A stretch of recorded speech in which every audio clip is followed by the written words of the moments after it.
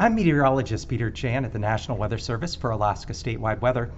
On this Tuesday afternoon, the first day of March 2022, interesting climatological records to pass along. Juneau had its wettest February on record for liquid equivalent precipitation. That's rain, melted snow, and ice. 10.53 inches of precipitation measured. Add that on to the record precipitation they experienced in January, and for the first 2 months of 2022, Juneau has received nearly 23 inches of liquid equivalent precipitation, and that beats the previous wettest 3-month record for January, February, and March, and we have yet to even get through the month of March, so quite remarkable there.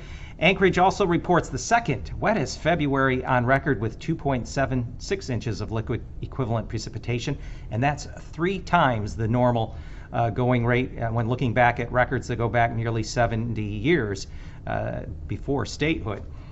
In other weather news, we have a new weather satellite, the GOES-T satellite, that was launched today by NASA.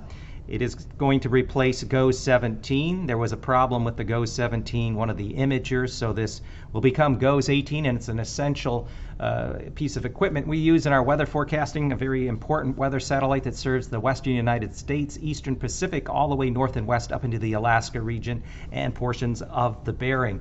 So what we are watching coming up ahead here the next a few days, the rest of this week, we're going to start to see an increase in North Pacific lows lifting up into the Bering and then also having influence into the Gulf as we go through time. A couple of lows, one along the Bering side of the Alaska Peninsula Wednesday afternoon, another in the central Bering. And by Thursday, there will be yet another low moving across the eastern Aleutians and the western tip there of the Alaska Peninsula, bringing additional precipitation and high winds, perhaps storm force winds with some higher gusts.